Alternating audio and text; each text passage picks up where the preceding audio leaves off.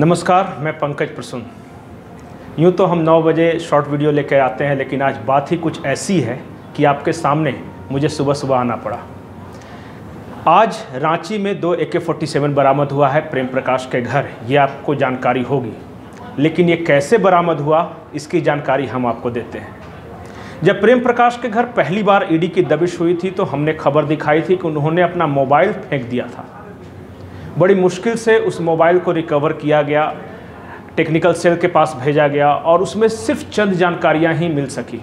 और उन्हीं जानकारियों के आधार पर आज जो करीब 17 से 20 जगहों पर जो छापेमारी चल रही है, वहाँ कई तरह के सरकारी दस्तावेज और AK-47 और भी कुछ संवेदनशील वस्तुएं बरामद हुई हैं। और इस बात की पूरी संभावना है कि अब ये मामला NIA के पास भी जा सकता है। दूसरी बड़ी खबर बिहार से है। अब आपको लग रहा होगा कि तेजस्वी के गुड़गांव स्थित मॉल पे छापा कैसे पड़ गया। आपको हैरानी हो रही होगी कि मुख्यमंत्री जो झारखंड के हैं, उनके पीए के घर पे छापेमारी कैसे हो गई।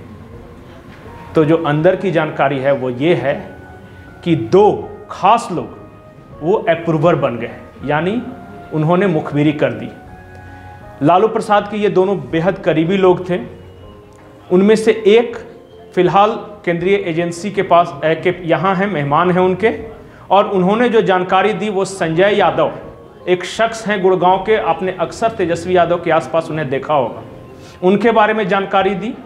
और उन्हीं से ये जानकारी घूमते हुए पहुंची कि तेजस्वी ने गुड़गांव में हैवी इन्वेस्टमेंट कर रखा है। अभी छापेमारी जारी है, पता नहीं आगे क्या होगा।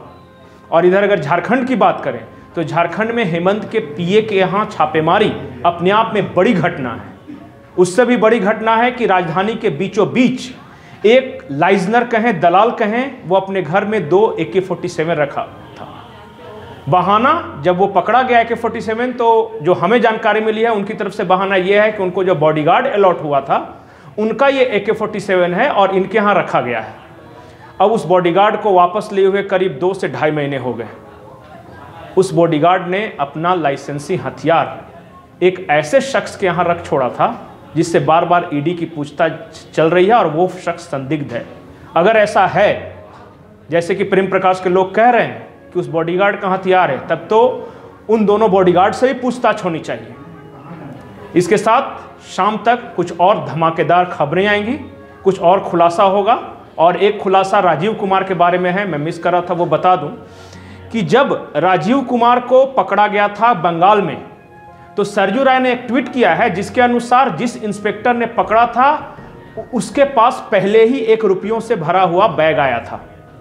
सरजू राय की माने तो उस बैग में करीब 1 करोड़ रुपए थे।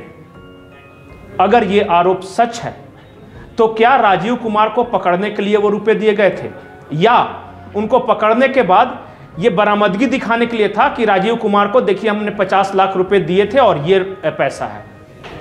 इंस्पेक्टर से जरूर पूछताछ होनी चाहिए कि उसे किसने खबर दी, किन हालात में पकड़ा और कहां पकड़ा।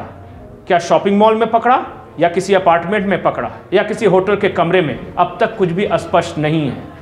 तो ये तीनों खबरें हैं, तीनों खबरें डेवलप हो रही हैं, कुछ और बड़े खुलासे होंगे। इंतजार करते रहिए और देखते रहिए समाचार प्लस।